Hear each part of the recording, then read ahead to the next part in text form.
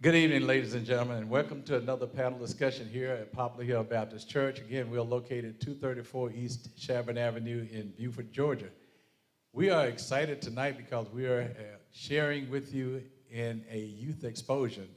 This simply is a way that we reach into the hearts and the souls of our young people to find out how they're feeling about the climate in which we live. And so with that being said, I just want to welcome you tonight.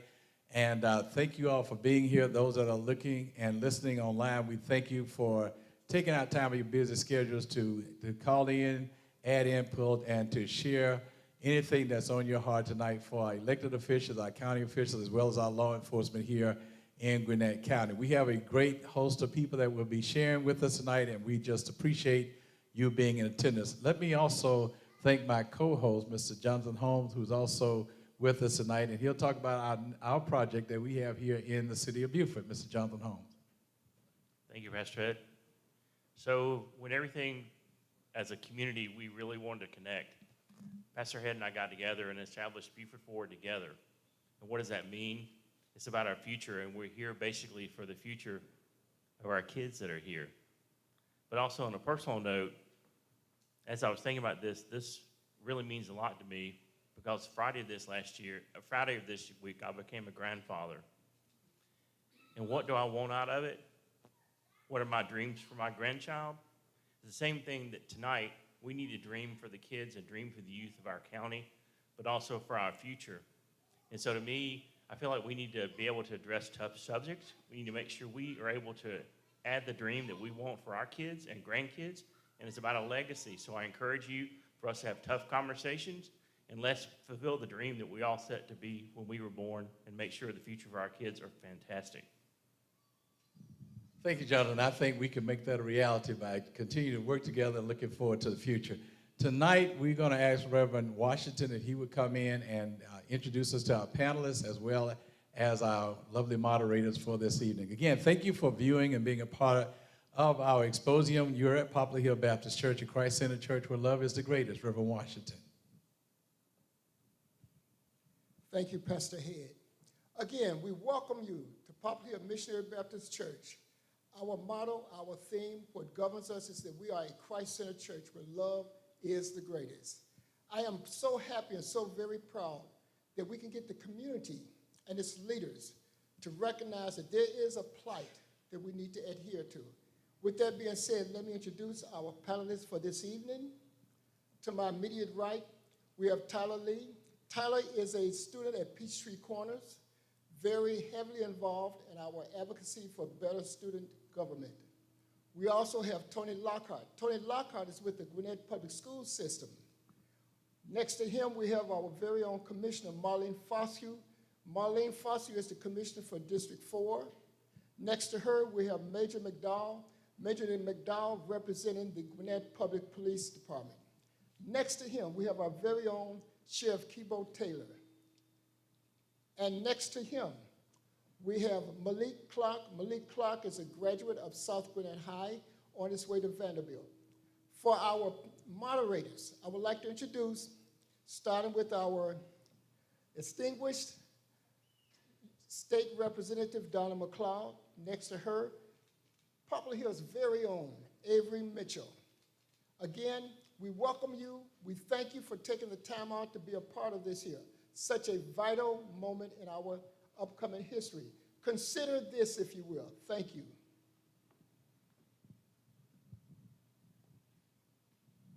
Thank you all for being here, and of course, we're just grateful for being here in this church and in the house of the Lord, but also He knows that we're in flesh, and so we have to deal with the things that come to us in flesh.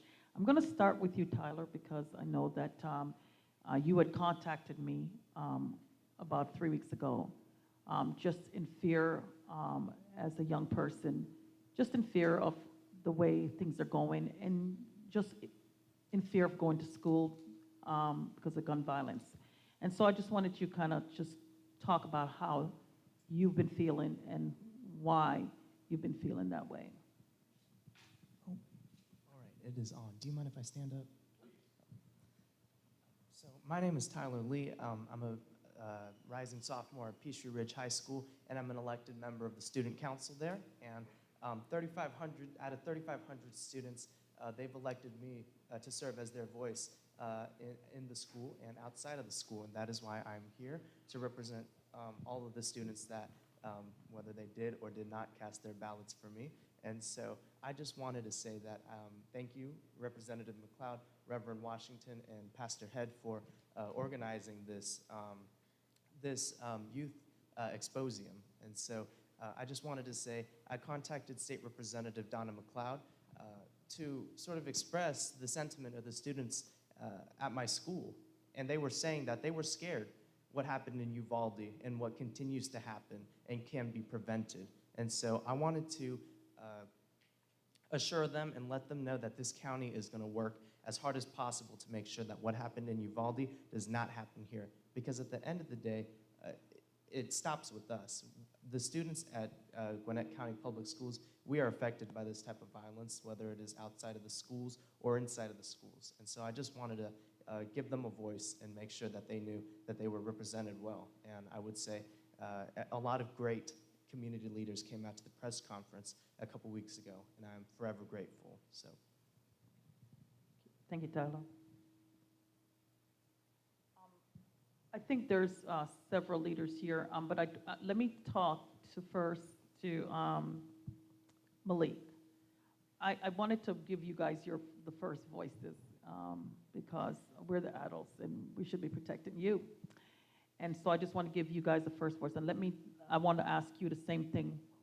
You know, what have you been feeling? How has this made you feel? And what is your expectation from us as leaders, but also just the community in general? What is your expectation? That's a great question. Being that I just graduated, and I believe the shooting that happened in Uvalde happened like a few days before I graduated, so I was still in school. But it's become something that we have to be used to, and it shouldn't be normalized. It's something that we all as students share a genuine feeling of fear, and school should be a safe place, but it's not. And it's sad to say, but all through my 13 years of being in Gwinnett County Public Schools, that was just a fear that never really went away. So as I graduated, I felt, relieved that I don't have to, go through more of the drills and practices for like a hard lockdown, but it's still very scary for those who are still in that system, who are just trying to get an education, who are just trying to learn and be around their friends. It's very sad, and it shows that we have a lot of work to do, and it starts with realizing that there's a problem and then going about the ways to fix it. So I'm definitely still, even though I've graduated, I'm still invested in how we can change that. And Malik, I would like for us just to keep in mind the mental health component. Can you speak to that a little bit? A lot of times when we think about safety, we think about physical safety. There's also mental health safety. So if you can speak a little bit on that. Yes, mental health safety is very important, especially among students, high school students, because that's actually where the lack comes from our professionals, our teachers. I don't believe Gwinnett is equipped with enough mental health resources that we should be providing our students, but that need is not fully met, and that goes back to equity-based and serving people where they are. And I feel like the mental health component is not being addressed as it should be in the county. So let me say this, Malik. We, in the state legislature, we just passed the health parity bill, so hopefully you will see some changes. I will share a personal story of me being a child. I was born in Kingston, Jamaica, and at the time, we had some political violence in Jamaica. So there was literally a Cold War going on in the island between the Russians and the Americans. One side of the political spectrum sided with the Americans, and one sided with the Russians. And when I was a kid, it was very violent. And several times I came close to dying from gun violence. And when I left Jamaica in 1977 and went to Canada, a car backfired, and I thought it was bullets, and I jumped to the ground. So I was suffering from post-traumatic stress disorder. And that's the problem that I'm really concerned about, that you young people are going to be subjected to post-traumatic stress disorder.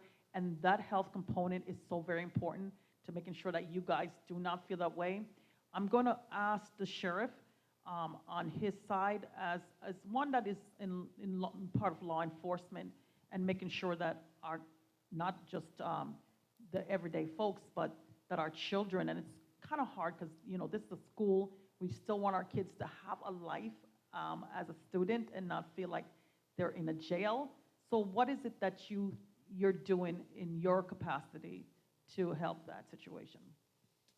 Thank you very much. Let me also say, too, I was raised right in the church, giving honor to God to be here in the house of the Lord always. Pastor Headd, I acknowledge you, okay?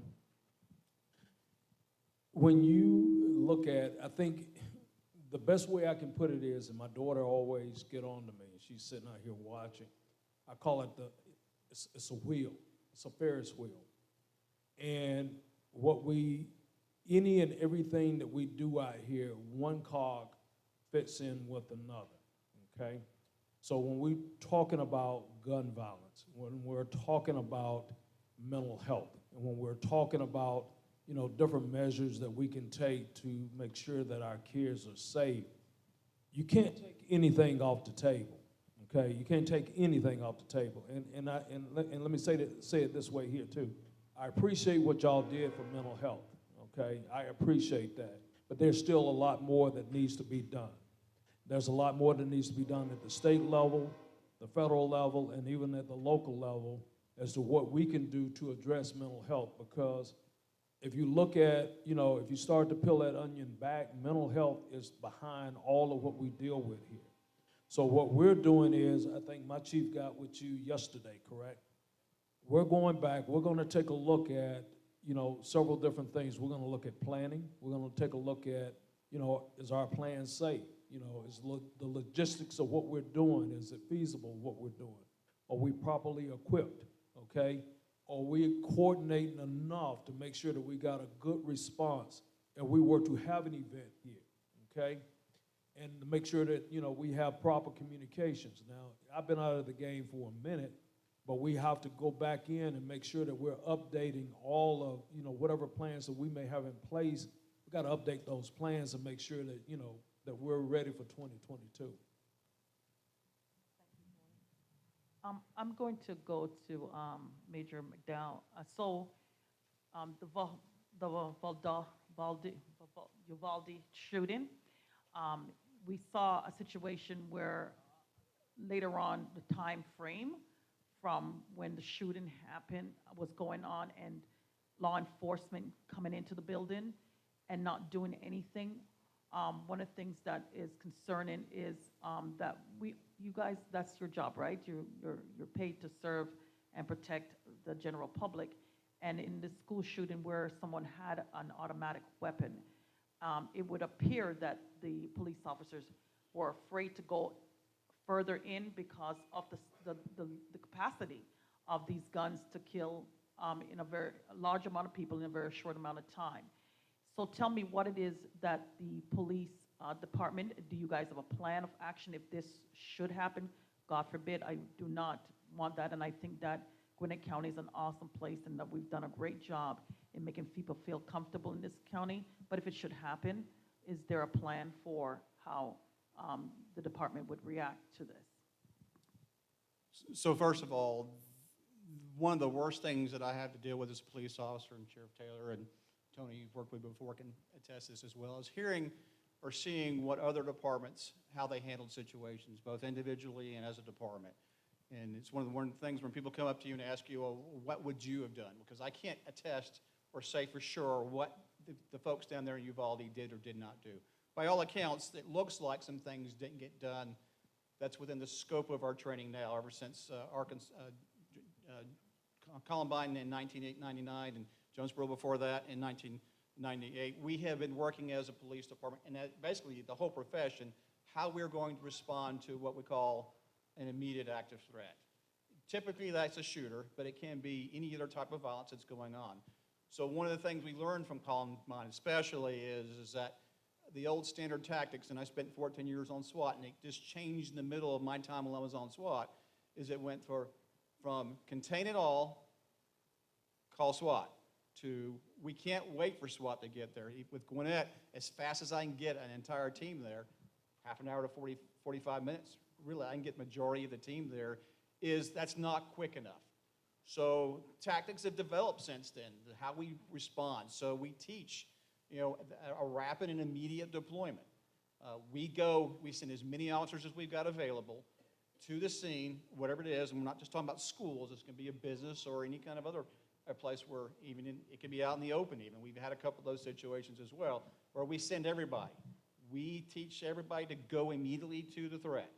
And this actually can look bad in a real situation because especially in school, if I've got students that are injured and shot, we are actually going to be going past those students and anybody that's injured to go take care of the threat to make sure that nothing else is going on.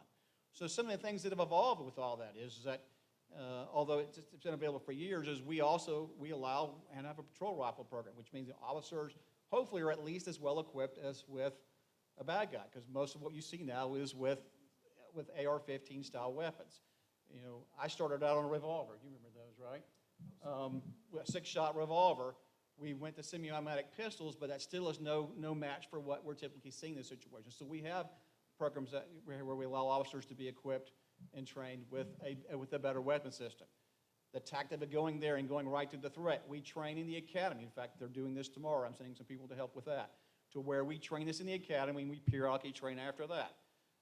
Our normal tactics of surround and contain and deal with people goes out the door with this. We go straight for the threat. Yes, there can be things in your way. We have tools at all the precincts. We have both pistol and rifle shields available. We are even working on some devices that will defeat locked doors more readily than we have now.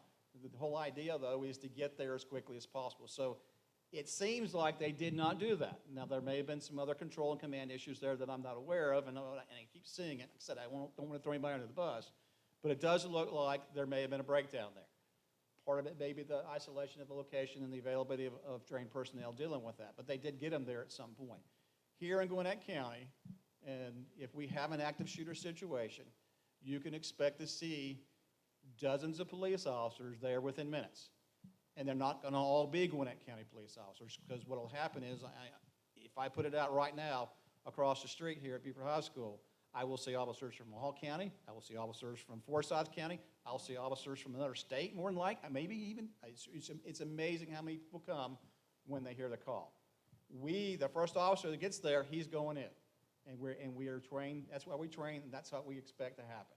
So every time something like this happens, when you said it happens way too often, we go back over our tactics, review them yearly at least, to make sure that we are still doing the best and the best thing to get this resolved as quickly as we can. So we may not, I don't have an officer at every school. Tony does, but not even at every school every day, and not every elementary school and every middle school. That's going to be part of the problem. We as a county have grown so fast for so many years that we are still working on catching up with having enough officers for our population that we have. So getting there, that's our key, is getting people there as quickly. That's my number one concern. Not that we're not going to go in and handle the threat. That I have enough people to get there quickly enough to go in there and handle it.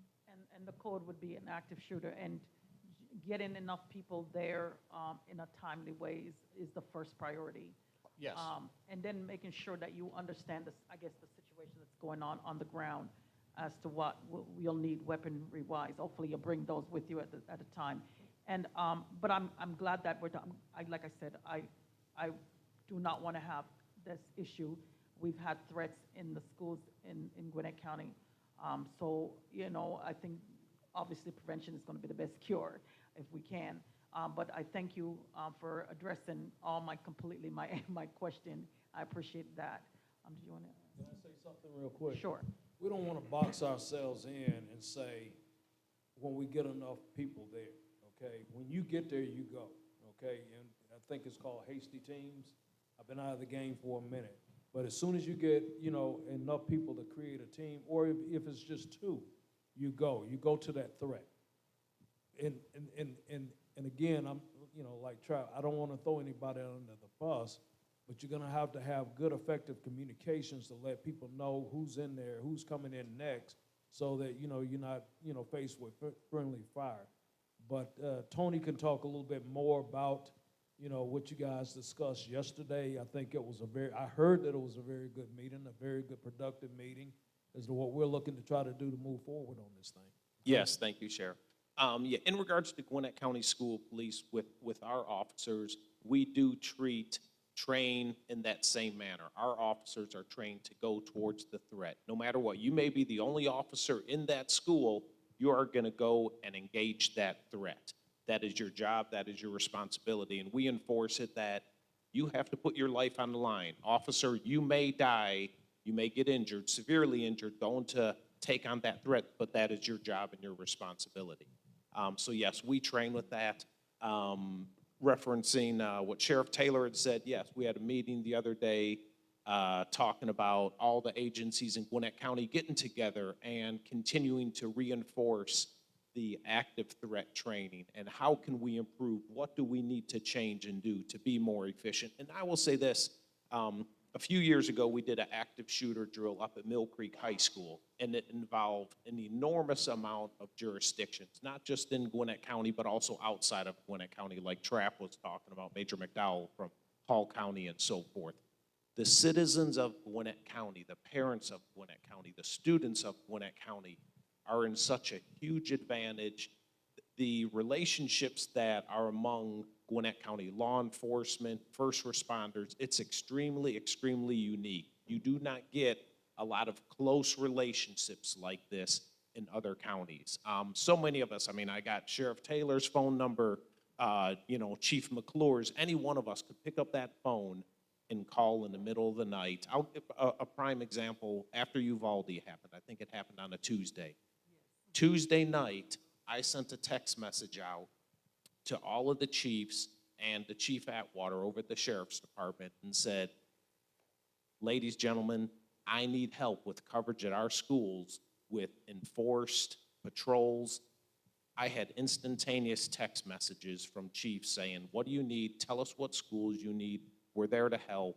It's amazing. You do not get that at in a lot of counties, but in Gwinnett County, you do get that partnership and that collaborative work. So from the student perspective and on the topic of safety, how is this information being translated for the students to feel more secure, less anxiety, so they can focus and know that they are safe? So I hear the tactics and the information, the communication on you guys' side, but how is that being translated into the schools?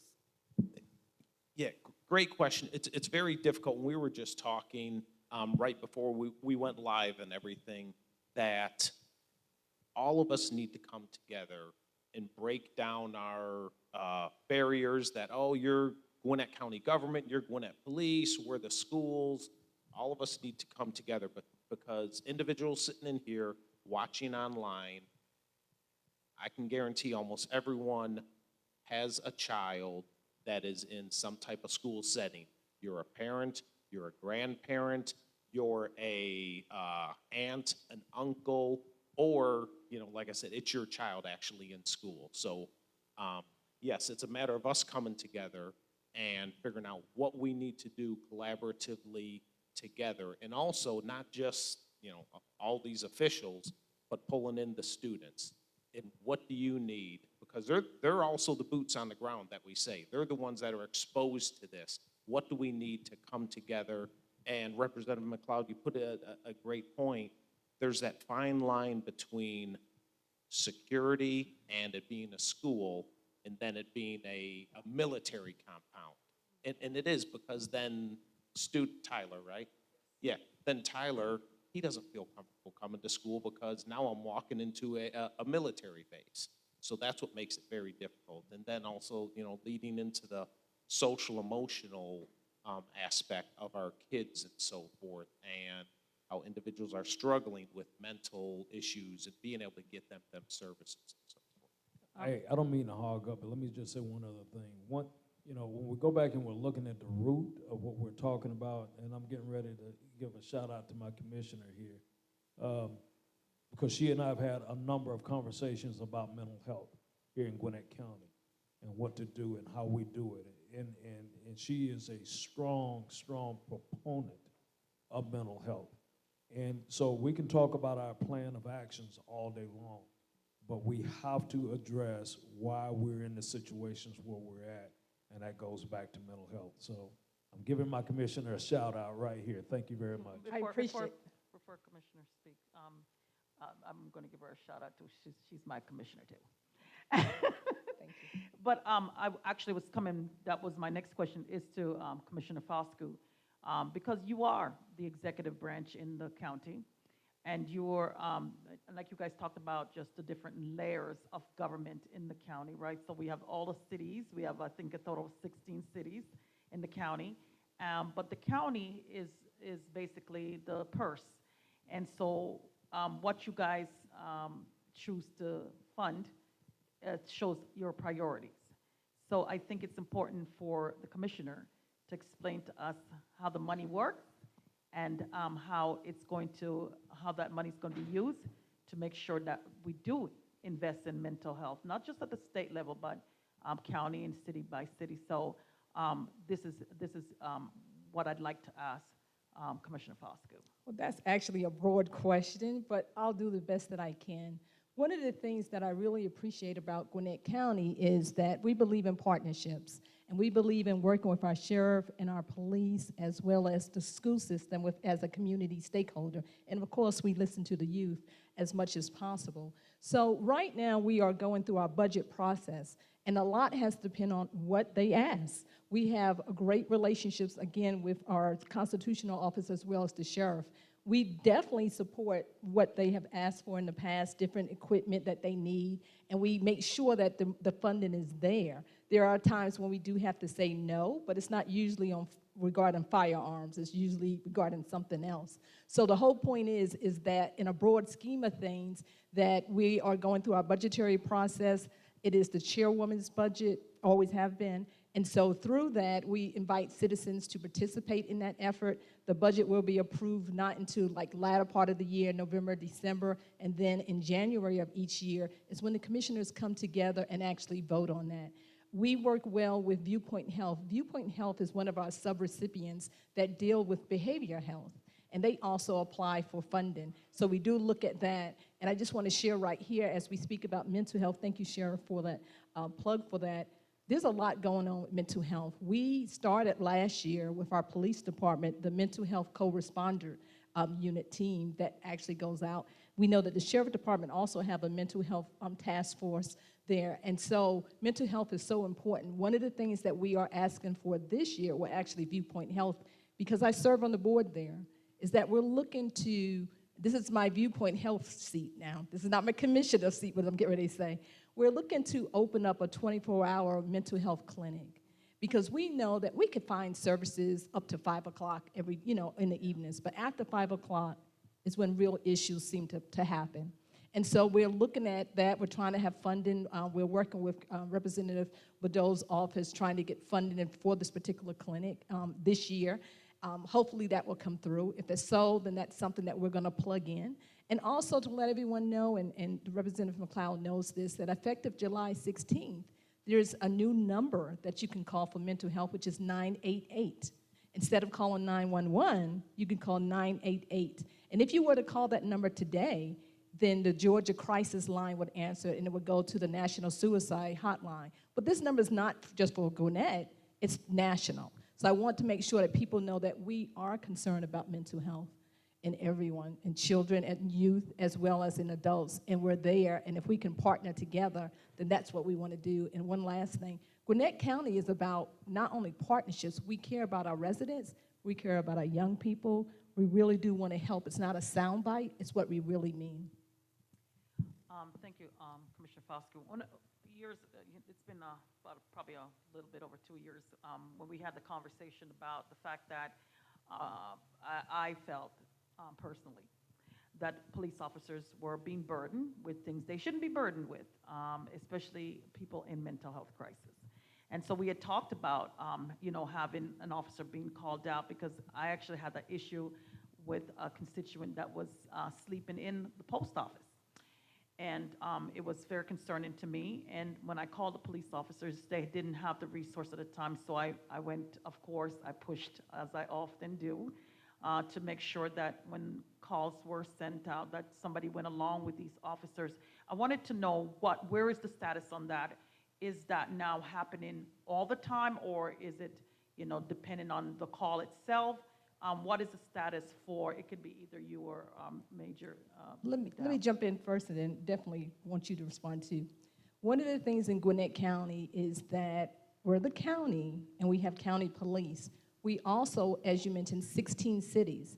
Within the 16 cities, there's 9 individual police departments that don't report to the county, but we work together. But with that call that you mentioned was with Lawrenceville City Police, and I'm not trying to throw shade on them at all. I just want to say it's Lawrenceville Police. And so because of that, one of the things that Lawrenceville has also added was a mental health correspondent program too.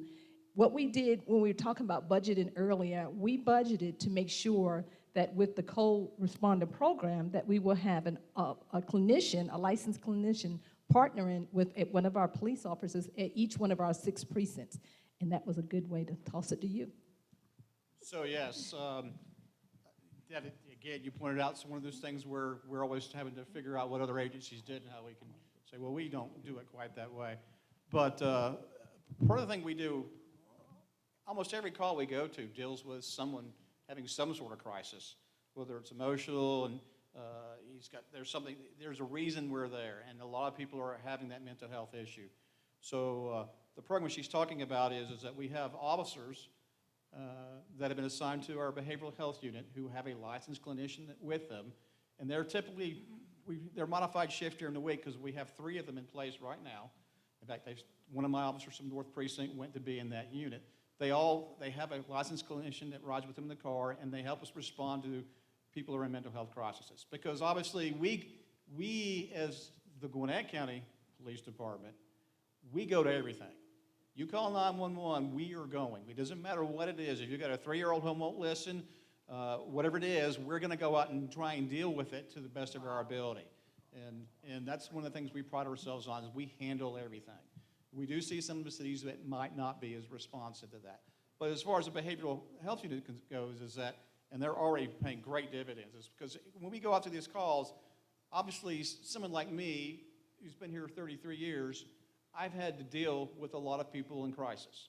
I've got a pretty good system of handling, and I've got pretty good techniques. I'm not licensed, but I'm pretty good at it. We have a lot of new officers, lots of new officers, and not all of them have a high emotional quotient. That's one of the qualifications to being in this new behavioral health unit, is that they have a high emotional quotient. But when they go out, they may not, a 22, 23-year-old officer who's been through a full academy may not have all the tools and all the experience he needs to deal with people in an emotional crisis. They've had training, we've done everything we can. It doesn't mean they have the skill and expertise yet to deal with them. And sometimes even I can't deal with them. So having these experts, these licensed clinicians available to us, coming out and dealing with folks, it doesn't mean that we still won't have to arrest people. It doesn't mean that we still won't have to use force when someone just won't do what they need to do. But it does give us the ability to apply an expert, a higher level of expertise to dealing with them to try and resolve the situation. So this is, I mean, we've already using the heck out of them. They're paying off already. So let me just say this to anyone who's watching. Clinicians, we need some. So anybody out there, them young people that are looking in college and stuff, clinicians, we need them. So thank you. Go ahead. Thank you, Major, and I'm glad you spoke on the emotional quotient. Tyler, if you will, just speak a little bit on how this information and your resources as far as mental health concerns are being addressed. Do you feel that they are being addressed? What are some of the needs that you're witnessing in your school? Yeah, so, and I'm going to stand up because I speak a little better. I'm seeing the Gwinnett Daily Post here, so I'm getting a little nervous. But I just wanted to say that we have about 800 freshmen. I just graduated from the Freshman Academy at Peachtree Ridge High School. And out of that 800 class of freshmen, we have about 2 counselors that are available. And so I think that they're very busy because not only do counselors address mental health needs from our students, they also address scheduling, they also address class changes and classes like that. So they are very busy. And I do want to give a shout out to our counselors at Peachtree Ridge High School and across Gwinnett County Public Schools. They do put in the work. And so I'm very happy to have spoken to a lot of them and hear their needs out as well. And it does seem like a lot of them are busy and a lot of them are overworked. And just like a lot of school teachers that are feeling the burnout due to this pandemic and a lot of this the issues that are going on within Gwinnett County Public Schools. But what I will say is, at the end of the day, the most we can do is provide the resources and let the students know that we're out here to help you, and we're providing everything we can. And I do think we've provided an adequate amount of resources. We have 30 minutes in the morning on Tuesdays and Thursdays called Pride, and those 30 minutes are dedicated towards informing students of mental health or informing them of things around the school. And I think that is a tremendous time that we've been able to carve out and really inform students of what's going on. But I just want to keep it blunt. The only way these students receive the mental help that they need in some instances is if they reach out. And so I think what we can do is give them the resources, let them know that it is present. But at the end of the day, we cannot help someone that does not want to be helped. It's very difficult. I've spoken to many students that don't feel as if they are being helped by the system. And so it's very complicated. And I've always heard out everyone. I've talked to our school police in Gwinnett County. I've talked to the counselors, the teachers, the principals, the assistant administrators, and all of them have different viewpoints about this, and I try to incorporate them. So just to congeal it into a quick paragraph is, I think the most we can do is provide the resources and let people know that they are out there, maybe increase the amount of counselors that are available, because quite frankly, 2 counselors, 3 counselors, 4 counselors for 800 students in 1 grade, that's not enough. And not only are they dealing with class changes and scheduling, they're also dealing with mental health needs. And so I definitely do think there needs to be an increase in counselors, there needs to be an increase in these resources that we give to our students. So we're so proud of students like Tyler in Gwinnett County.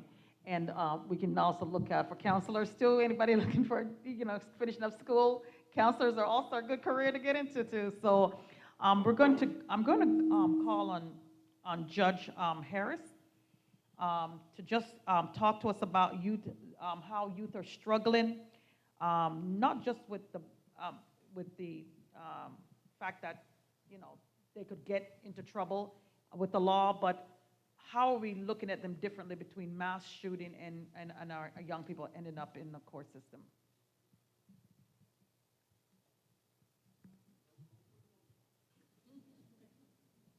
You can handle it.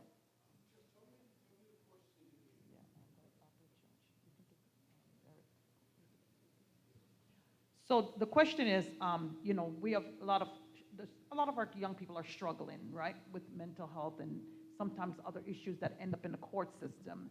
And I just wanted you to kind of tell the difference in how things would be handled with young people that are struggling with different issues and versus like a mass shooting when a young person is involved in a mass shooting. What would you think would be done differently?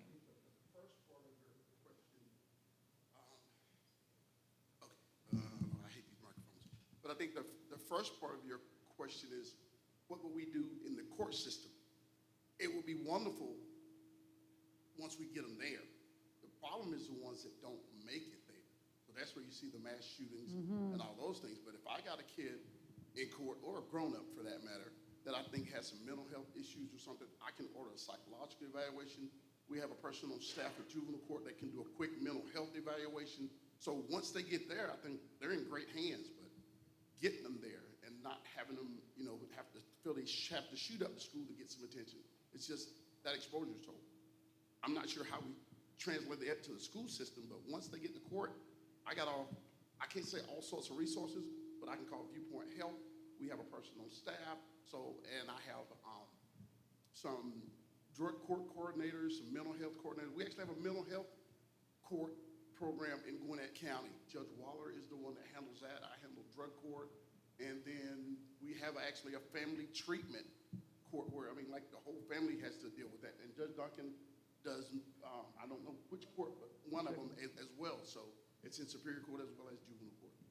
So I will piggyback on what Tyler had said about that, and I think it's just making sure people know those resources are available, right? Mm-hmm. Before they even get to you. And I think that's probably one of the things that we need to do better at, is to make sure our young people in the schools know the resources. 'Cause I remember having a conversation with someone at a restaurant, and she had to end up digging for information for her own child. And I think the more we make it more accessible is important. And you were talking about Judge Duncan. Do you want to talk about some of the drug abuse in our system? Okay, watch it do it real quick. Oh. I just want to say one, Tyler, this is just my solution. I think you need to try to find student ambassadors that the school would train that would be available to counsel some other people. Because students listen to students. They don't listen to old folks. So, And Judge Harris, Ms. Avery. one more question. So that was a little bit about what I wanted to ask as far as the recommendation for the student ambassadors. Do you guys have any relationships with the schools? Are there any current efforts as to I want to keep in mind that we are in a state of crisis currently? not specifically about mental health, but I'm trying to get with the new administration and everybody with the school system so that we can start a program to where we actually have something for these kids to do after school. Because I think if you can start from 2 o'clock to 6 o'clock and you give these kids something to do, then you can have less police calls, you got less mental health issues because they're around positive people doing positive things. So that's what I'm trying to do personally.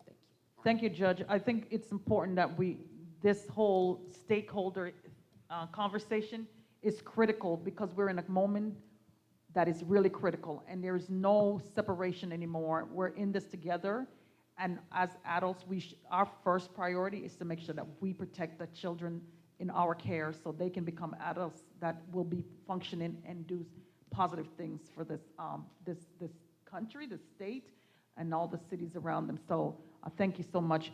Judge Duncan? Yes, so obviously, as a Superior Court judge, by the time something gets to me, then a crime has already been committed. And I would say that one of the things that I see, not only presiding over felony matters, but I'm also one of our 2 drug court judges.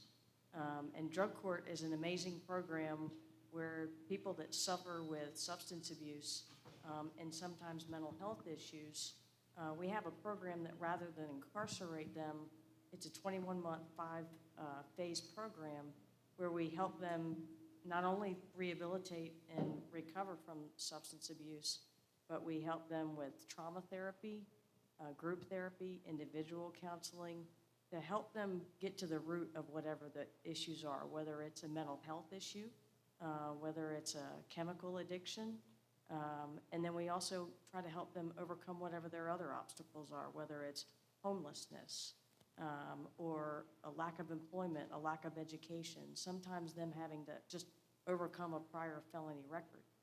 So obviously, by the time they get to drug court, again, something has already happened.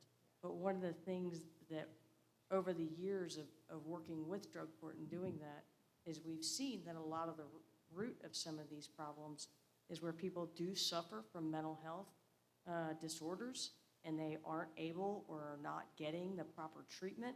And so they self-medicate by using illicit street drugs. And then that also changes the brain chemistry and causes a whole new ball of problems. So Gwinnett County has been amazing.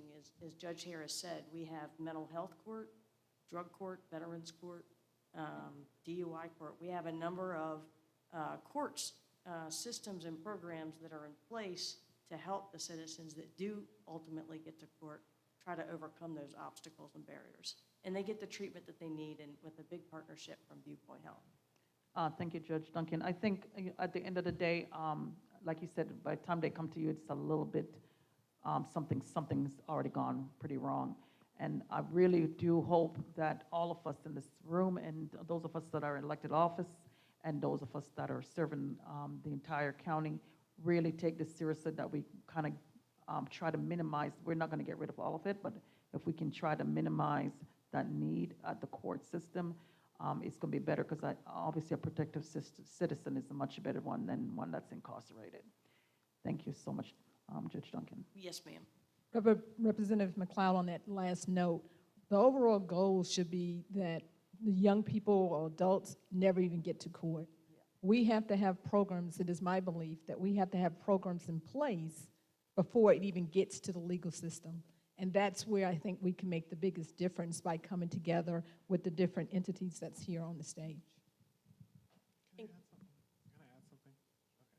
Okay. I think this is amazing, these connections that we're making and partnerships. One thing that I do notice as I just graduated and just being in the Gwinnett County Public School System, there isn't really a relationship between the government and the actual school district. I know they're making strides to form one, because it would make the most sense.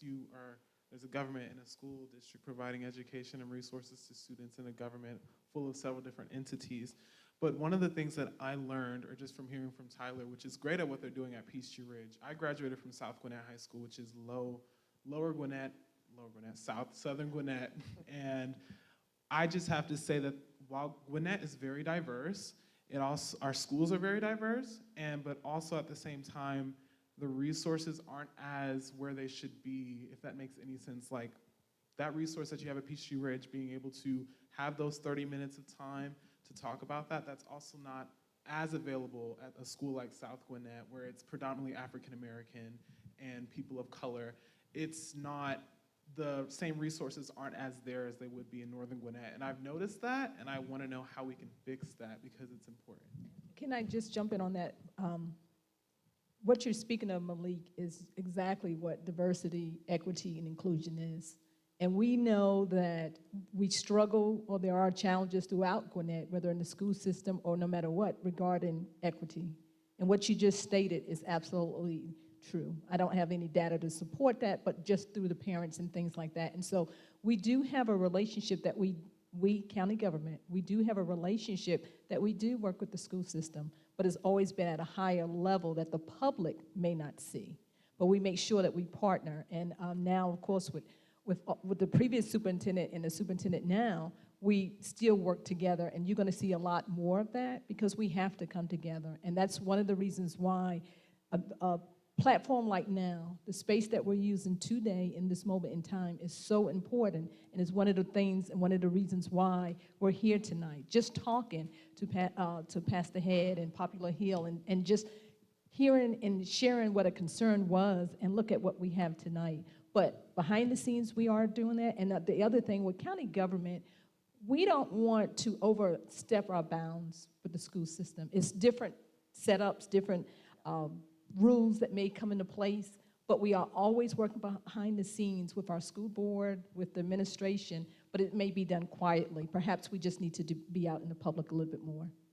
And Commissioner, are there any immediate plans for this school year, 22, 23? Are there any plans that are upcoming that we can look forward to based off of some of the efforts that you've spoken about? Plans to do? For mental health support, I'm sorry, just kind of piggybacking off of what you're saying with the partnerships and relationships. Well, one of the things we spoke about, again, prior to this meeting, is having a town hall or community meeting, or working with the school system to maybe do similar to what the superintendent did before, and had a listening session going through the different districts. Whatever the school wants to do, we want to help to provide, even if it's space, even if it's coming in, even if it's helping to provide officers, whatever we can do from county government, then that's what we would like to do. We want to be a partner in helping the community understand this is about all of us. This is not just the school system, this is not just county government, and I know it appears like that, but we really do want to work together to solve whatever issues. And even though if something was to happen, we're back there funding whatever way that we can, participating when we can, and stepping back, because we don't want to get in front of the school system and what ideas they may have.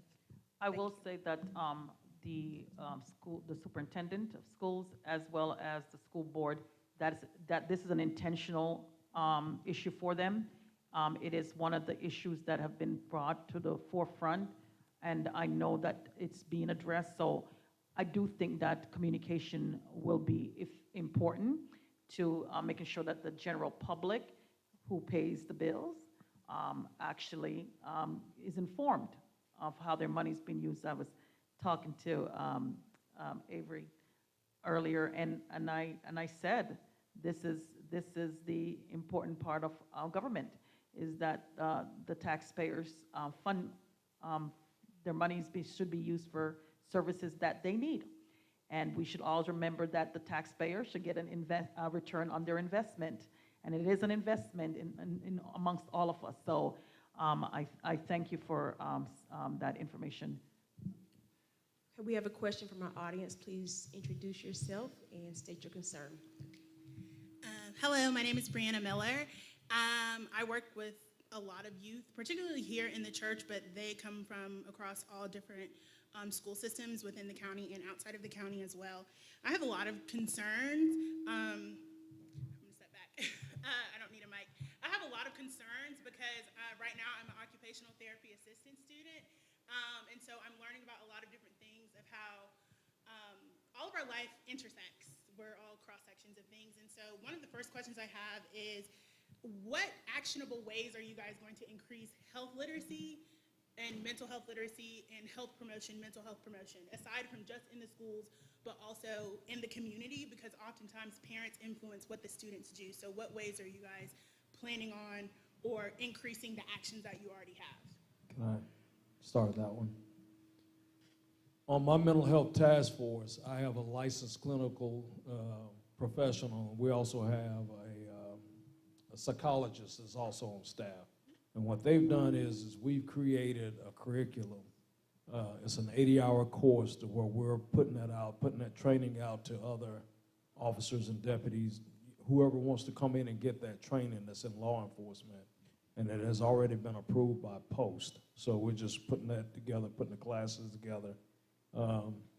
That's going to be big. The more people we get out here and we get through that particular course, how we recognize mental illness, what we do, who do we call, the steps that we take, because just like the judge said, we do better if we can identify people that are in a mental health crisis before they wind up getting locked up, before they wind up going into the system. So if we can put something in place to where we are addressing these issues, these people that need this help, and getting them to where they need to be. They don't need to come into the jail, okay? We need to get them into crisis stabilization units, whether it's inpatient, outpatient, whatever we need to do other than jail. And then on top of that, the next thing we need to start doing is helping them once we get them stable, the aftercare. And that's where I feel like we, as a state, drop the ball is on the aftercare. We get someone stable, and then they go out, and if there's no follow-up, guess where they're going to wind up back at? If they come into the jail and they're stable once they leave the jail, they're going to go down the street, they're going to come back. So again, like I said, I applaud what we're doing statewide, but we got to do a little bit more on the aftercare of what we're doing with it. Sheriff Taylor, just for 1 second, Brianna. Is this open to the public? Could anyone come in to get the help, or is it No, this is for law enforcement at this particular point in time, yes.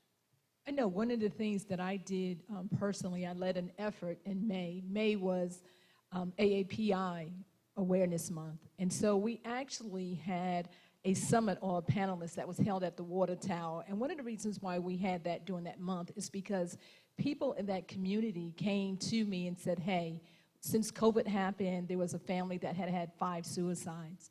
What can we do? And in that particular community, mental health is considered a weakness.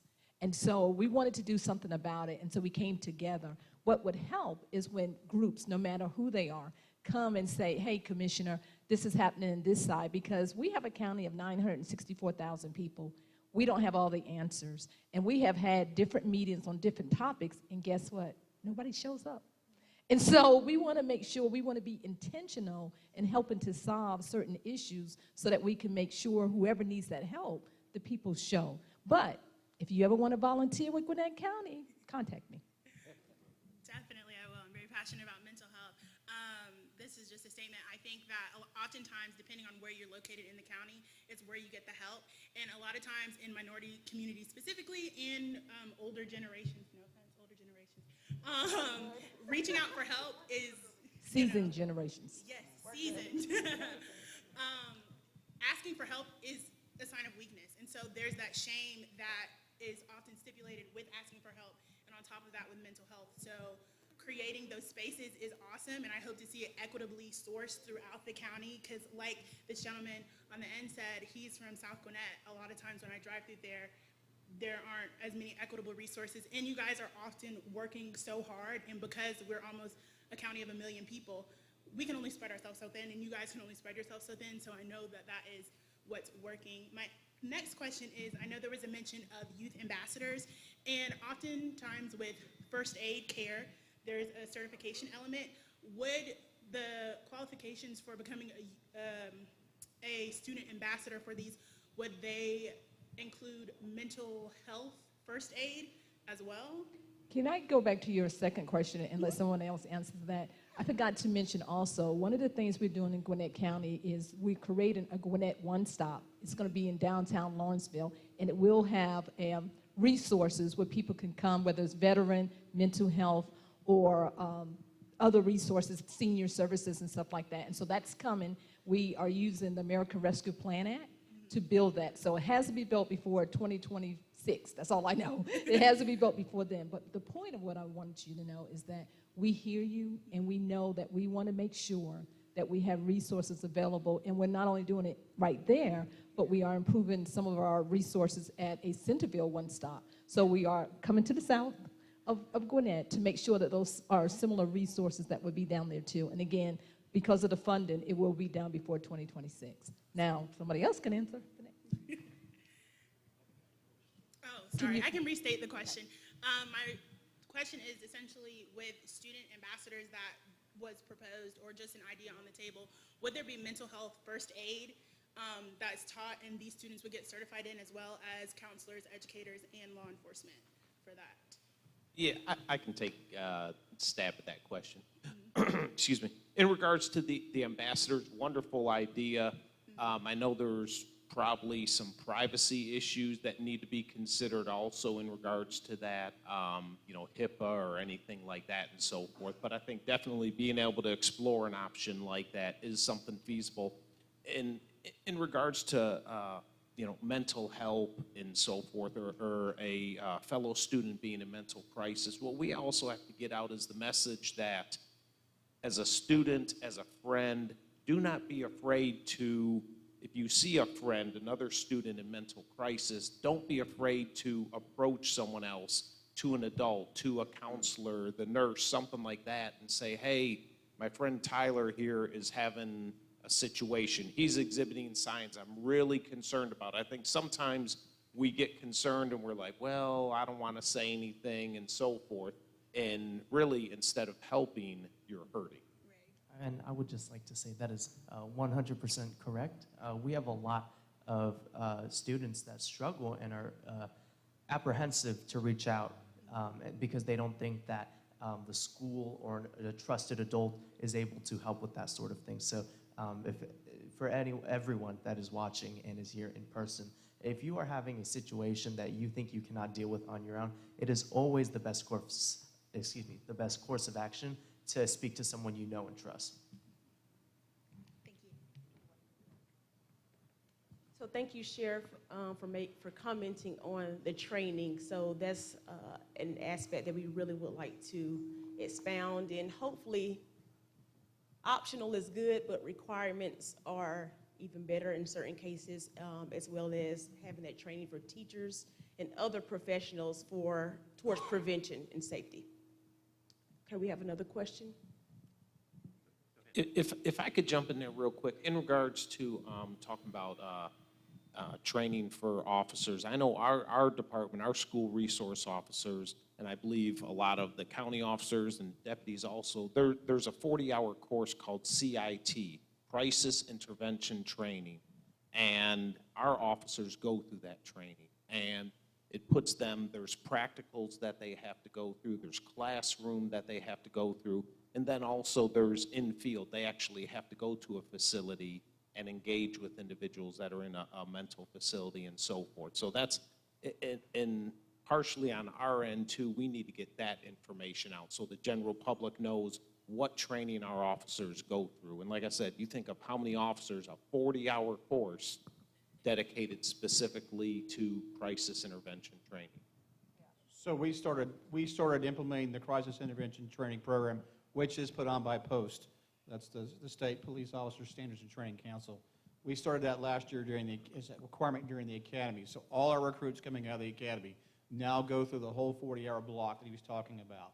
We are retroactively trying to get all of our officers that haven't had that specific block, they've all had crisis intervention training. This 40-hour block that they put on, they control it completely, so we have to go along. We can't just train the trainer on our side and teach it and do it. We still have to use post instructors to do it from the state. So we're working on that, but it is in every single academy class that's coming out and has been for over the last year. Fantastic, thank you. That's a good point.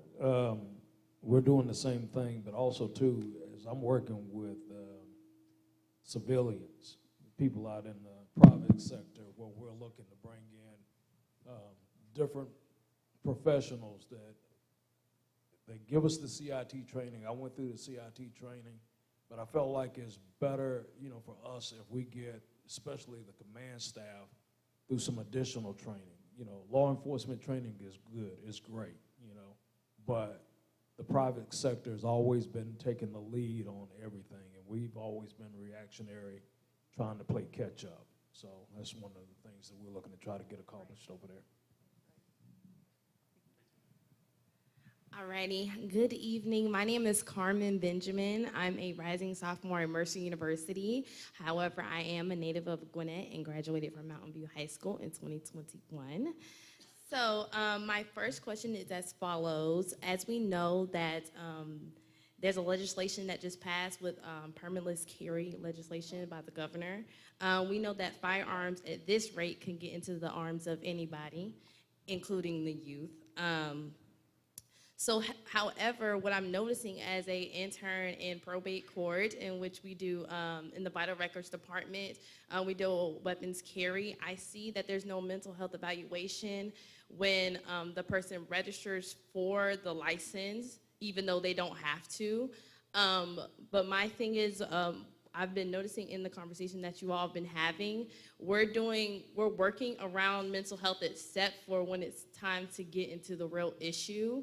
So what I'm essentially trying to communicate here is that we're getting mental health, we're trying to improve mental health before it gets into the hands of the gun. We're trying to improve mental health after we get it into after the tragedy happens. However, right before, we're not doing anything because there's a lack of a mental health evaluation.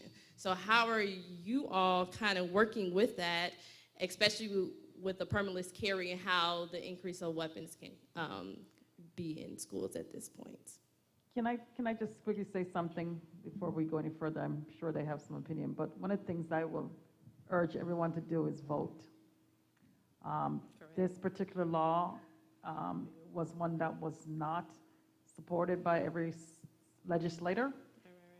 In fact, we made quite a stir about it.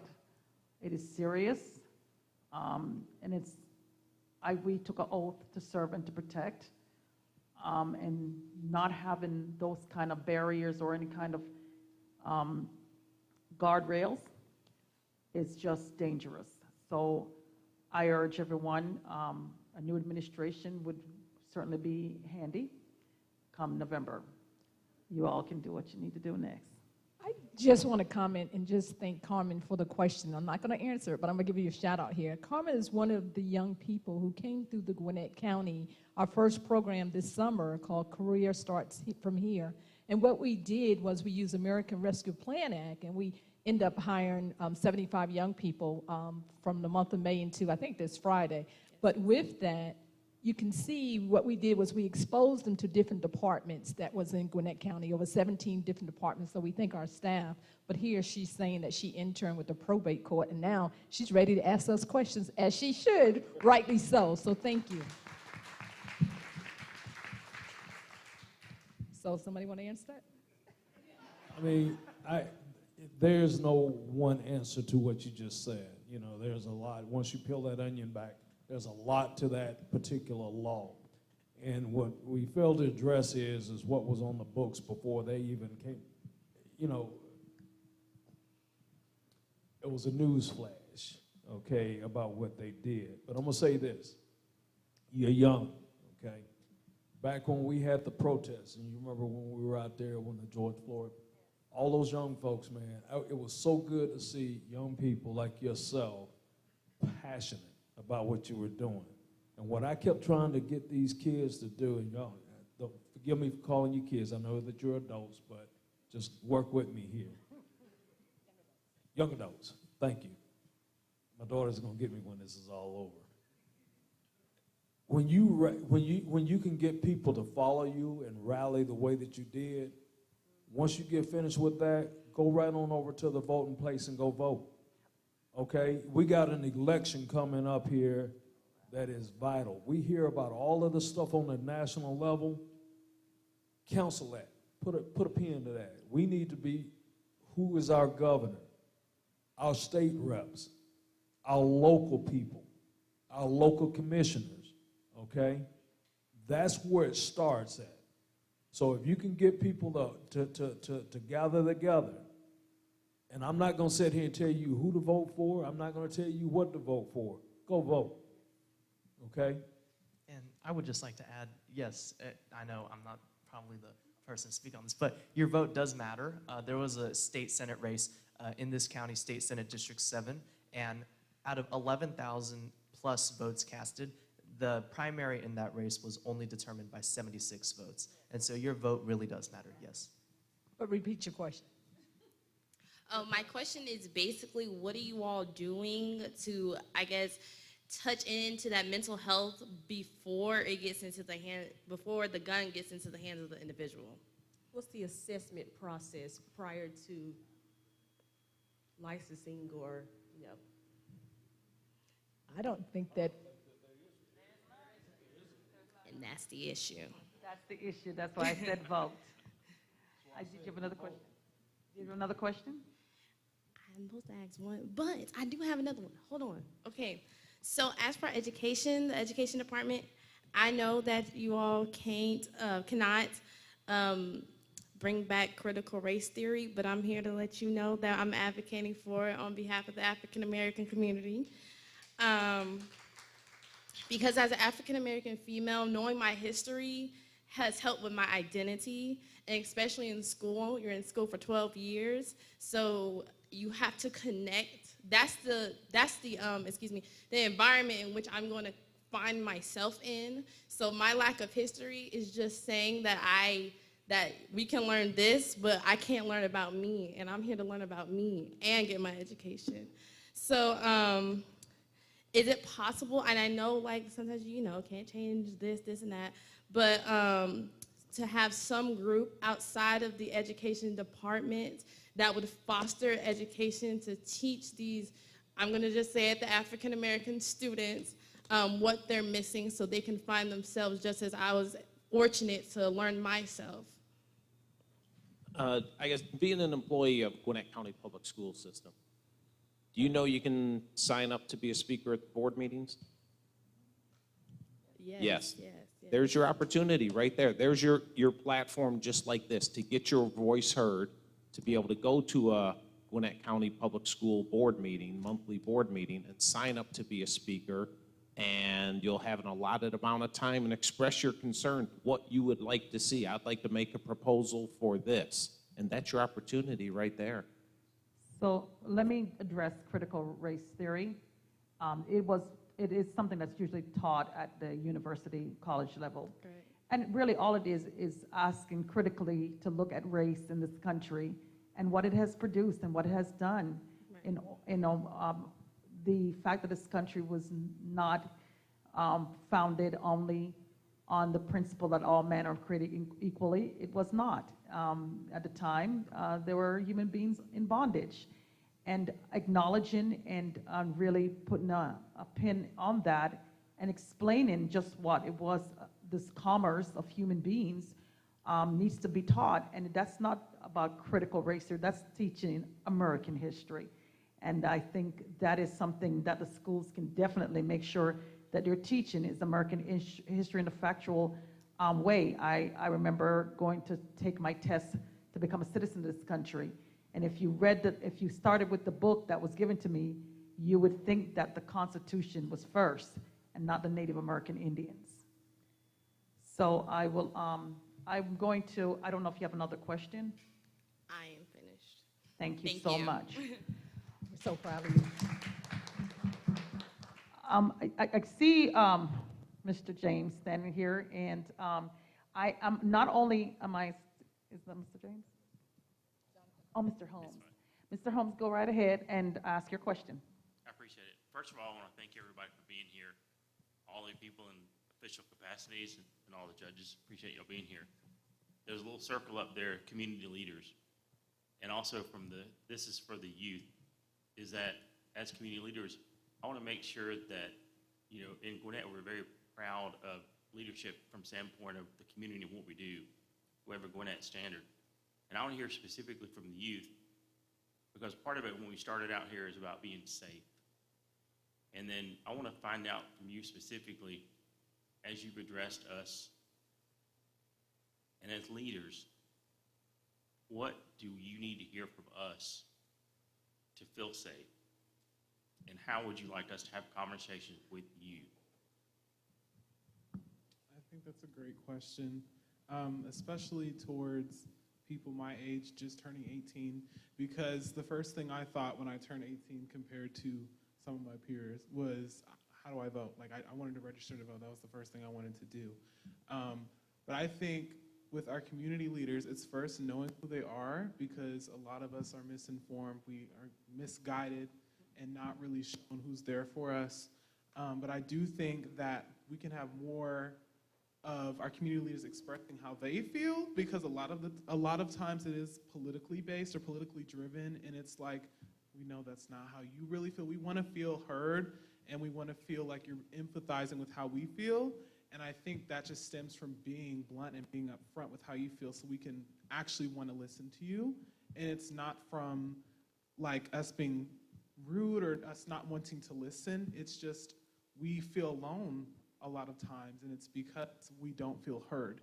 And if you open the space for us to by saying, I feel the same way, or I feel somewhere in the ballpark, it will help us out a lot more. Thank you. Thank you.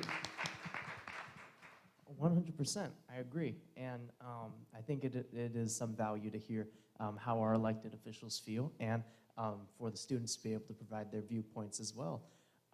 Personally, I'm very concerned about gun violence. That's why I'm wearing orange. That's why I presume Representative McLeod's wearing orange. And so, you know, there had been a case last year where there was a Lawrenceville student that was, and excuse me for being explicit, but was shot dead right in the head at a bus stop. And Representative McLeod was at that funeral. And just as she said, there should be no body that small in a casket. And no mother should have to put their child to rest. And so I Googled that case, and I said, let me make sure it happened last year so I can cite it. But the first thing that pops up is there's another teen dead or shot by 2 other teenagers. And so gun violence is a big thing of mine. No person has any claim on it, though some might suggest, not throwing shade, but I want to understand why this happens. I want to understand why there are so many teenagers that are getting into altercations that cannot walk away from the fight. I know there was a Decula teenager or incident that happened in Decula that resulted in a 140-year sentence because that person decided to go shoot another teenager. And so I want to know, and we want to know, why is this happening? Are they accessing unsecured firearms? And how can we stop it? And I think a big part of it is mental health. And so I definitely do think the resources need to be present. They need to be shown. And I think it'd probably be the big times where the government is able to, plaster the name and say, hey, we're out here helping you do this. Because I think kids also need to understand that it is the county government that introduces these resources, and at the end of the day, they are here to help. Can I add one more thing, or just ask a question? No, go ahead, sir. One of the things that I wanted, we're here because we want to know too. We don't have the answers, and that's what we're trying to figure out. We want to have those conversations, and we want them to be authentic conversations. I remember when Black Lives Matter and the protests happened in 2020, we were out there in the streets too. But one of the things I did was to come back and have a summit on the impact, because the bottom line is, in that instance, you can protest, which was great and wonderful, but you got to come inside so we can help change policies to understand what it is that you want to happen. And that's why we're here. And the other thing, and I don't know this because I'm not in the school system, is conflict management being taught. Because a lot of things that happens, it seems like if young people would understand there's a different way to handle that conflict, maybe it wouldn't happen. Again, I don't know if that's part of the curriculum, but, you know. Yeah, that's something we can look at. And it seems like there's been a societal shift. Us, as you referred to, seasoned individuals, if we had an argument with someone, it would be, you know, push, a fight, but now it's escalated to guns, and I mean, the subway incident with, you know, someone getting shot over putting too much mayonnaise on a sandwich. It does, our society has accelerated, and it needs to be, you know, pulled back to what is going on with our society. And I think it's not just specific, you know, individuals or law enforcement or mental. It's a totality of everyone together. It's politicians, it's parents, it's religious clergy. We're at a point. It's not just one specific group. What are you doing? What are you doing? We got to all come together and say, okay, what are we all doing together? You know, many hands make a load lighter.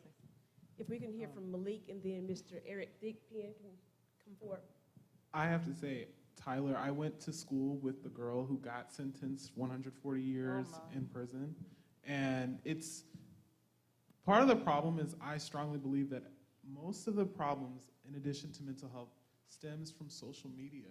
Because everyone's trying to see what everyone else is doing, and deep down, social media is fake. People lead fake lives, and it's not authentic, but people are always trying to be on the same level as someone when they should just really try to love themselves. And it's just heartbreaking to see like someone like that, a former classmate of mine, have to go to prison and serve that sentence, which she will not be able to make because you can't live 140 years. But that is how our system is. And actions do have consequences. Thank you, Malik. I really appreciate you saying that. And I wish that young people did understand social media that's what it actually says it in the word. It's social. And it's just for people to have a bit of a good time and communicate with each other. Real life happens every day. It's that mundane thing you do every day. Brush your teeth, have a shower, get dressed, go to work or go to school. It's that mundane thing. And every once in a while, some excitement happens in between. But that's real life. And so people think. I do want to explain about wearing the orange. This happened after Sandy Hook. Moms Demand Action was an organization that was formed, and what it actually means is that during hunting season, if you wore orange, you were less likely to get shot, except for Cheney, but that's okay. But you're less likely to get shot when you wore orange because it's a bright color. So that is the reason why orange is worn as a symbol of basically saying we are against gun violence. So I just want to explain that. Okay, if you could introduce yourself. Yeah, thank you. My name is Eric Thigpen, and I serve as Executive Director for Academic Support with Gwinnett County Public Schools. This is such an important topic.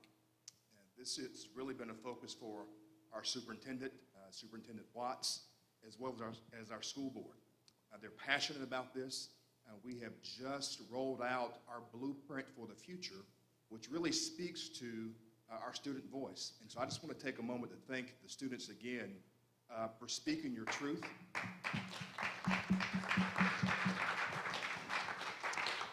And for speaking truth to power. We need to not only hear your voice, but validate your voice. So we see you, we hear you, and you matter. And we also talk about a sense of belonging. Just as all of us represents families here at this great community event, We want to make sure that you have a sense of belonging at your school, that you have someone there at your school that knows you, that you have someone at your school. If you're not present at your school, that someone's asking, where's Malik? Where's Tyler? How is he doing? What's going on? And so we have not only said this in terms of theory, but we put it to practice. Our school board and our superintendent, we've actually expanded and enhanced our resources in such a way that we have reorged, where we have created a new department of student services. Within that department, we actually have an office of behavioral supports that addresses the behavioral. Every behavior communicates a need. It's our job to identify what that need is. We can identify the need of the behavior. We can do a lot to prevent some of the violent things that are happening, not just in our schools, but in our communities as well. And so we have gone out, and I'll put this plug out as well. We are looking to hire new counselors. We're also looking to hire additional social workers to decrease that ratio that you've been speaking about.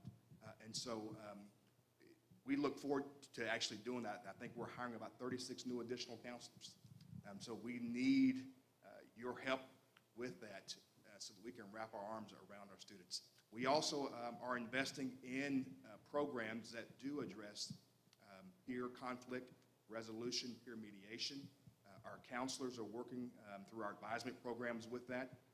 Our coordinators that are taking time to, we're now calling it Arrest and Reflect and Restore Room.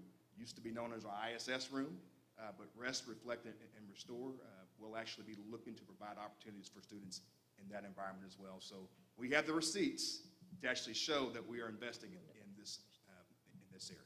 And before you take your seat, if you can briefly touch on discipline or behavior at home that translates into the classroom. Well, thank you for that. And that's such an important topic. You know, our students' first teacher is their parents. And so that partner that we have with that family unit is so critical for us. So I would just want to encourage all the parents to ensure that they are having conversations with their students about these issues as well.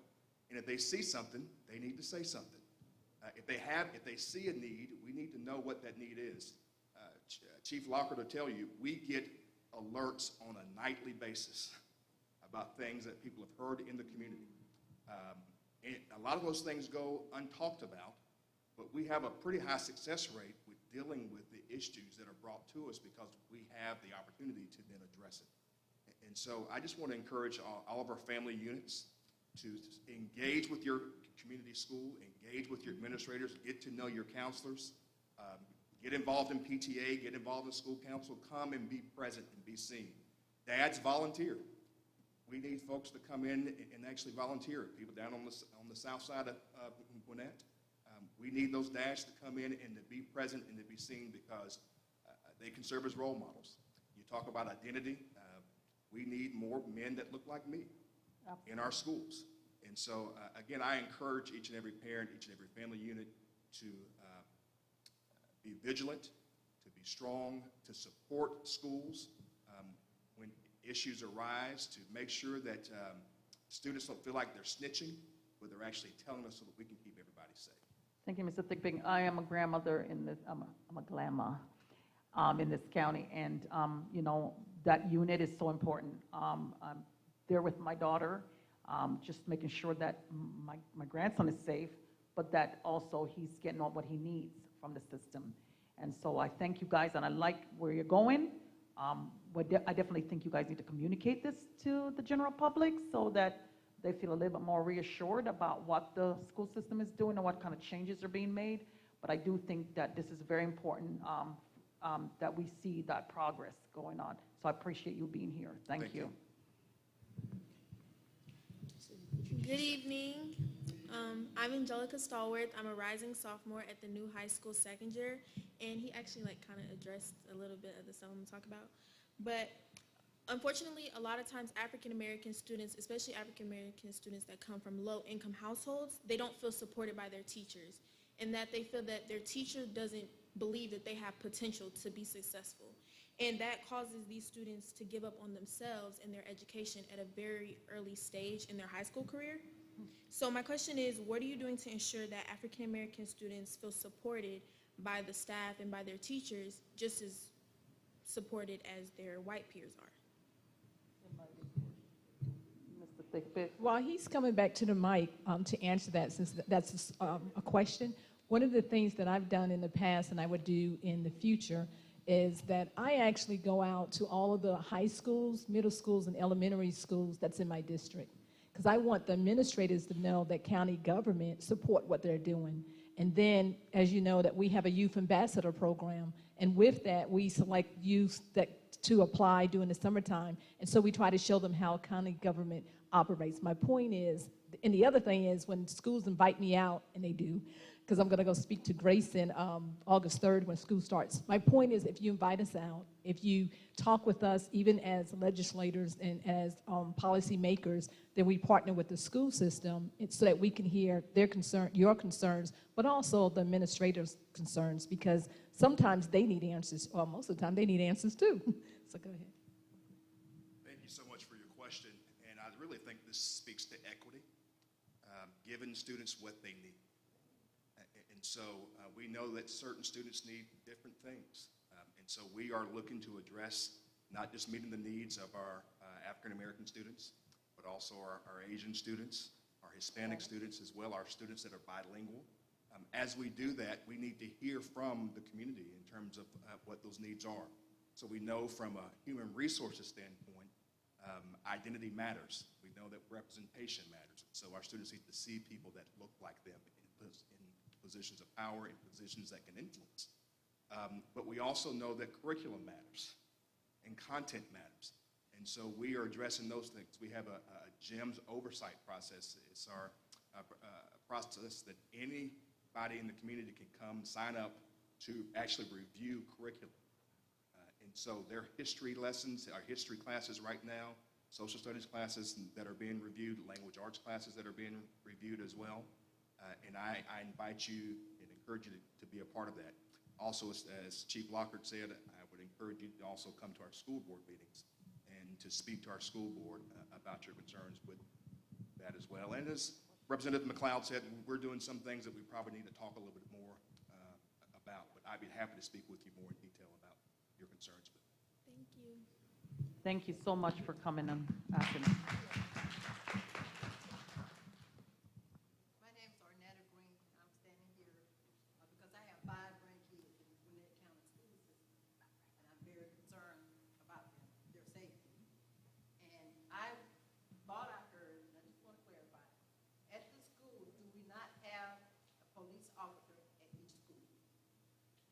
Currently at our schools, inside Gwinnett County Public Schools, we have 2 officers at every high school. We'll have an officer at specialty schools, per se, like a McClure, where they don't offer athletics and so forth also. So it's going to be a lower student population. We have an officer at every middle school. And then dispersed throughout the county, we have officers at elementary schools. And we're looking at with the board's approval and Superintendent Watts working in conjunction with him and so forth, that we're able to implement and expand our SRO program and get more officers at the elementary schools also. Because right now we're at about 140 schools, more or less. Let's just go with that number. So we're looking at also expanding the number of officers that are inside the elementary schools. Okay, my other question is, I don't understand how a gunman can walk through the front door of a school and go to a classroom. There should be some type of alarms or something at these schools. So as a grandma who's been in the school, almost all the doors are locked in Gwinnett County Public Schools. So you actually have to ring a doorbell for entry into the schools. But I will say this, we need to really look at the elementary and the middle schools, since most of the attacks have been at that level when you talk about mass shooting. So I think since the high school have gotten priority of 2, we might need to look at a little bit more for the thing. But there have been, since I think it's after Sandy Hook, or maybe it was the one after that. The schools are all, you cannot just enter the schools. You actually have to ring a doorbell, and someone should be able to see you, and you have to announce yourself. In this case of Uvalde, I'm not sure exactly what happened there, but I think it was, there were several different stories, and it's still being investigated. But we obviously in Gwinnett County need to learn from those kind of situations to do our best to prevent as much as possible. Prevention is still the best cure. And I'll say this, for the school system, we do have a multi-tiered way of looking at security within the schools. Physically, what are we doing? What kind of technology are we using? And then also incorporating the actual people, the boots on the ground, the individuals, faculty, staff, students. As we spoke to before, see something, say something. Here's our eyes and ears. It's a force multiplier. If we have 3,000 students in a school and we have one bad person, that's 3,000 additional eyes and ears that we need to rely on and use and so forth. But yes, to your point, we're continually looking at how can we improve school safety, what are we looking at, and vetting those processes and technology and so forth that gets us the biggest bang for the buck, because you are the taxpayers. Schools are also equipped with a panic system. So there's a button that the administrators can hit, and it's one of those that we don't call to ask what's wrong. That button gets hit, and it gets hit by accident a few times. It gets hit, we scramble everybody in the area, and they go to the school without question. I also mentioned earlier, we're talking about SWAT being, used to be what we would call when we had a situation. So a few years ago, we've implemented a full-time SWAT element during the week when school hours are in place. So at any given time, I have a 5 or 6 man full-time SWAT element who can also respond, who will have additional tactics and equipment to help us deal with those things. So it's a question of, do we make it an armed fortress, like you said, versus how do we get in? So one of the things that's what we all look at. Some of these school shootings you're talking about, Uvalde appears to be an exception. Some of them did force entry by shooting their ways into the schools. So it's not always a question of how big a door do we have up front, but that is a big issue about whether it's locked and we're watching it. Okay. And the last thing, mental health. Yes, that's important. However, we got to be able to identify students who have mental health issues. We don't need to say she's weird, he's weird. We need to identify. And, so we can help these students. Good point. Because most people, I'm just going to say, most people who have mental health issues, most of them, they not trying to help. Because they think there's nothing wrong with them. They do. So we need to have something in place where students can say, go to whoever, administrator or whatever, whoever, and say, hey, this person is exhibiting these behaviors. This person said this. This person is doing that. So somebody can look and see what's going on and respond before something happens. So the students leave and comes back and does something. Right.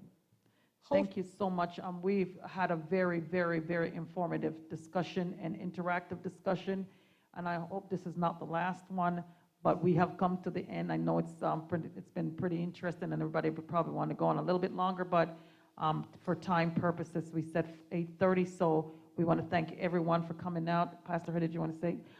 And just everyone, all the panelists on the stage, do you have about a minute to just say what you want to say to the audience and to all who's watching? I'll go first. I think this was a great opportunity to express how us youth are feeling, but the conversation does not stop here. For me, as I matriculate to a PWI Vanderbilt, I have to prepare for something like that, and while, that's completely off topic, but I don't want to stray away from this conversation because it's important. And everyone needs to realize that this is an important situation and it's ongoing, and there's no one way to get rid of it or to just completely end gun violence, because there will be more incidents, unfortunately, but it's how are we going to address this?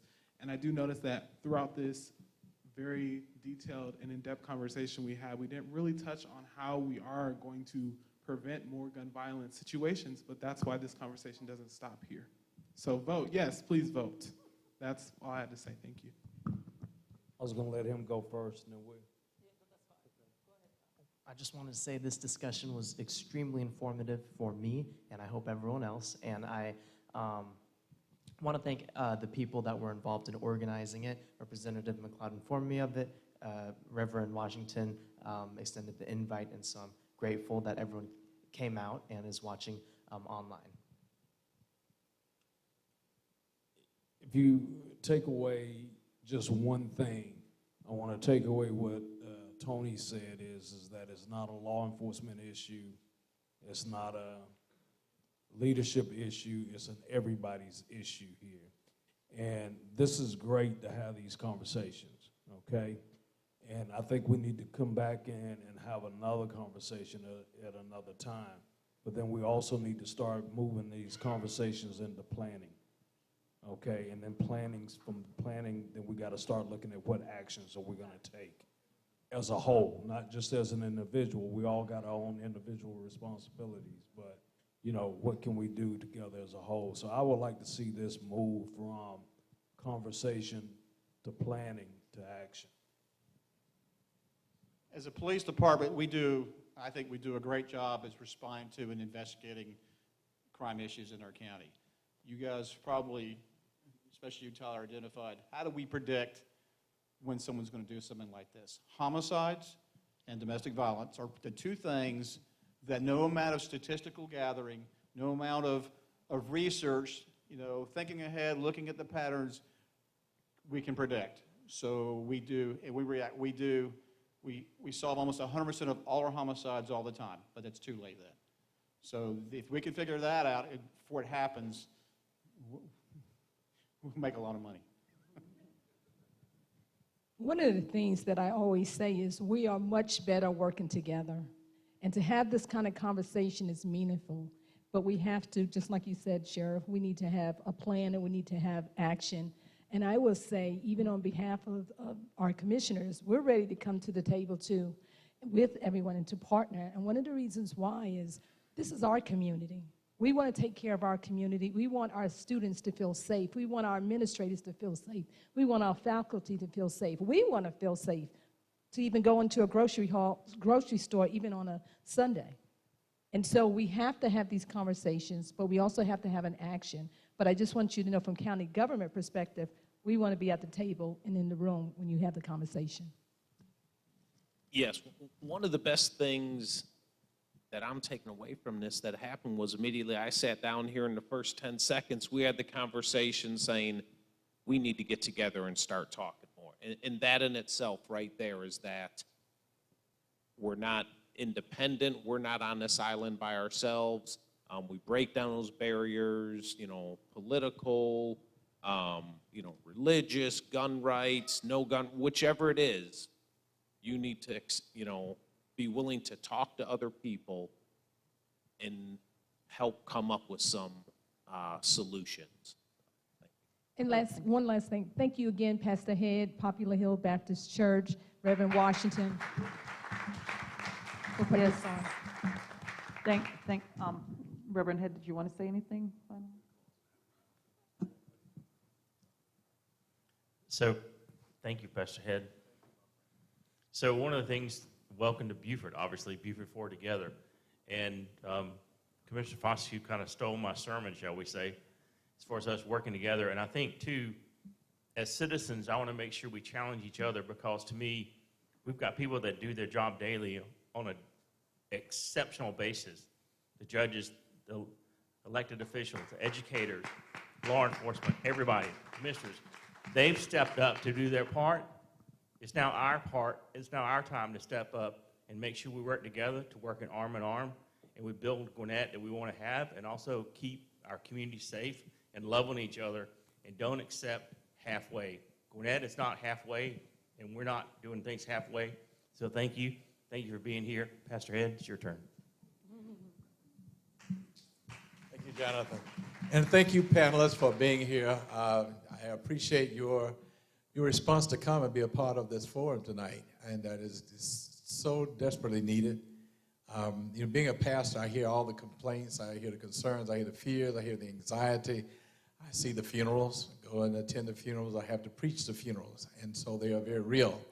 And then to talk to the young people about their future, and their futures are not as bright as we think it may be because they see bleakness, they see darkness, they see obscurity because they don't see what we saw when we were growing up. We could say we're going to be a police officer, or a doctor, or a commissioner, but they don't see that today. So if you're listening, I hope that out of this experience, you came away with an understanding that the future is bright for you. There's an opportunity for you to excel and to do exceedingly abundantly above all that's expected, and that you will grow and prosper even in Gwinnett County, especially in Gwinnett County. Here's a great opportunity. To our panelists again, you all are selected. You were primarily hand-selected for one simple thing. And you've already said it in many ways and often, but to communicate, communicate, communicate. Share what you're doing and tell us about it. And here's the thing about telling us about it. How about let's get it together next, Sheriff Taylor, and talk about how we're going to develop a campaign that will last throughout the rest of the year to the spring of the next year. And that campaign will be what we come away collectively with to tell the county how wonderful we see our future being, how we work together, what resources are available, what we're bringing to our school system, law enforcement, to make sure that we feel comfortable and safe at every venture, at every turn here in Gwinnett County. That is my action item. If you don't hear anything else from me, I'm going to be calling individually and making sure that we work on this. State Representative Donald McLeod, to build a campaign that would drive home the idea that we are a community that we can grow and we can prosper in and we can have the greatest effect on our community. I believe that's possible. So thank you all for being here. Let's give our panelists, our moderators a hand tonight. Thank you all so much. Finally, our Public Safety Commissioner, Dan Branch, is having some medical issues, and I want to pray for him and pray for you all before we go. Lord, we are blessed again to be in the midst of your sanctuary and your church. And God, we don't count it just something that just happened. You orchestrated this that we would come together. Our hope, our desire, our gleaning from this is that you will cause us to, again, encourage our faith and to be faithful with what you've given us to be faithful with, and that is our hearts and our minds and our spirits. God, bless our county, bless our administrators, God, our law enforcement. We just ask that you would bless our families, that they will continue to be prosperous and blessed in this county. Bless Dan tonight, God, as he watches from online. And every home that is a part of this meeting tonight, we ask your blessing upon them. Again, we just thank you for allowing Poplar Hill to be a part of this community. In Christ's name we pray, amen and amen. Come on, let's give God another hand of praise. Thank you to our production staff and our community members for being here. Thank you all so much. We're finished. We're finished. If you need to address any more with our community leaders, thank you, Gwinnett Post, for being here. Kurt, thank you for being here so much. If you will, just come now.